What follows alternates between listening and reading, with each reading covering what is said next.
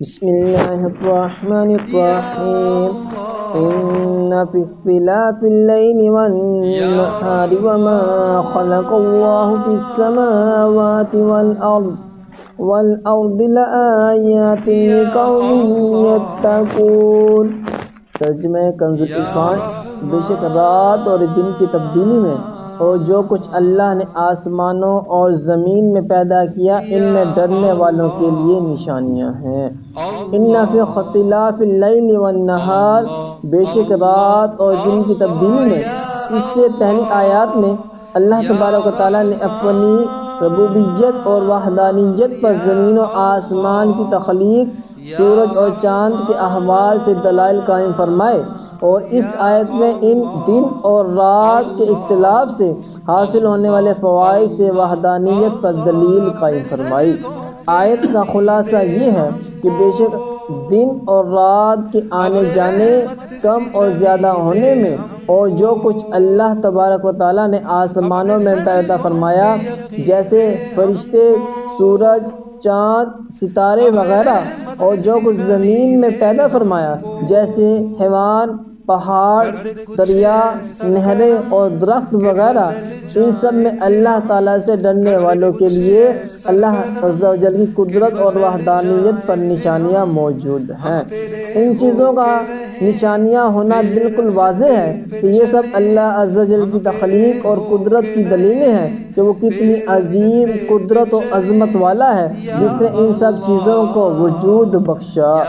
Note: اس سے متعلق مزید تفصیل جاننے کے لیے سورۃ بقرہ آیت 164 کے تحت مذکورہ تفسیر ملاحظہ کیجیے۔ آیت کے آخر میں فرمایا کہ متقیوں کے لیے ان چیزوں میں نشانیاں ہیں، کیونکہ ان چیزوں میں غور کر کے ایمان و عرفان صرف خوف خدا رکھنے والوں کو میسر ہوتا ہے، اس لیے انہی کا ذکر فرمایا۔ بہت سے کافی یہ چیزیں دیکھ کر سرکش ہو جاتے ہیں، جیسے آج اکثر سائنسدانوں نے سائنس میں ترقی کر کے خدا عز و جل کا انکار کر دیا۔ توب اللہ، استغفر اللہ، صلو علی الحبیب صلی اللہ تعالی علی محمد صلی اللہ علیہ وسلم۔ اللہ عز و جل سے دعا ہے کہ ہمیں اللہ عز و جل کی نشانیوں میں غور و خوض کر کے رب عز و جل کا شکر ادا کرنے والا بنائے، آمین بجاہ نبی الامین۔ بسم اللہ الرحمن الرحیم۔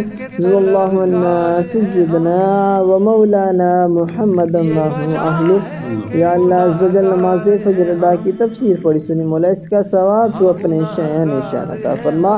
مولا اس کا ثواب مولا حاضرین کے جتنے مرحومین ہیں مولا ان کی روحوں کو پیش کرتا ہے، ان کو قبول و منظور فرما۔ مولا ان سب کی حتمی مغفرت فرما، مولا ان سب کی حتمی مغفرت فرما۔ مولا بالخصوص بابا رنگیلی شاہ کے مزار کے ساتھ مولا جتنے لوگ مدفن ہیں مولا ان کی روحوں کو پیش کرتا ہے، قبول و منظور فرما۔ ان سب کی حتمی مغفرت فرما، مولا ان کی قبروں کو تحت نگاہ وسیع فرما۔ مولا ہم سب کو بھی مرنے سے پہلے مرنے کی تیاری کرنے کی توفیق عطا فرما۔ مولا بے شک تو فرماتا ہے کہ میں عفو درگزر کو پسند کرتا ہوں، مولا ہم سب کے گناہوں کے ساتھ عفو درگزر والا معاملہ فرما۔ مولا ہم سب کے گناہوں کو بخش دے، یا اللہ عز و جل ہم سب کی تمام پریشانیاں دور فرما۔ مولا ہم سب کی تمام مشکلات کو حل فرما، مولا ہم سب کی تمام بیماریوں کو دور فرما۔